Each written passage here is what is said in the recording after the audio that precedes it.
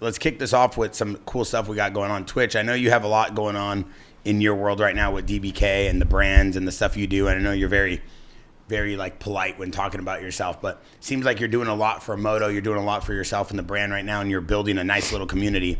But I've also seen you, I don't know, do you officially ride for Metal Mulisha, or are you ride with them? For X Games, I did. Yeah, we did a deal last year. Right now, I'm not like being paid or anything, but Mulisha's always like helped me out since I moved to California. Always like, a spot to ride. Yeah, always a spot to ride. Like, all love to them always. They've always been like super helpful to me. I could go there whenever. I still rock the clothes, even like not being paid to wear it sometimes. So yeah, it's a lifestyle. Yeah, exactly. It is a lifestyle, and they like really helped me get on the path to be able to like even learn to do any kind of tricks or anything. So that's cool. Yeah. How does that respect? Yeah, exactly. Yeah. It's just respect. How does that work out? I mean, you rode for Metal Mulisha. You were like one of the core guys during the golden era. How does like a Metal Mulisha brand work with newer guys? Is it still like the same thing that when you guys were riding? Well, it kind of was like the same way with me. Like when Link and Deegan were actually cool with each other, like they were the only ones that had courses. So like back then it was hard to go try and ride freestyle on your local track on just like the big jump that was in the middle. Like they actually had a course, and they did the same thing for me. Come ride, come hang out, like,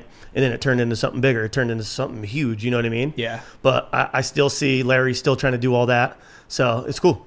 Yeah, it's sick, especially for me. Like, I'm not from California. I'm from Pennsylvania, and in Pennsylvania, there's nowhere to ride freestyle. Like, not at all. You could ride through the woods. That's it. And like, having somewhere to train and go get better at shit was like the main thing that I needed moving out here. That was like a huge goal when I came to California. So like being able to go there was incredibly helpful. Yeah.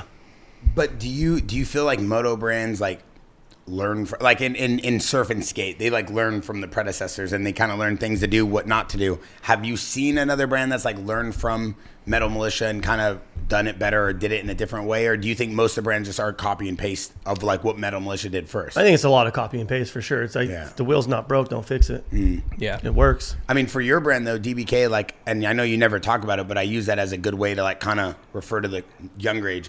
It seems like you don't ever really like naturally, or you naturally push it. You don't ever like force it down anybody's face, and it's so authentic to moto. I hate when people force shit, force content, force like, you know what I mean? Like you can tell. So it's like I've literally always just done my own thing.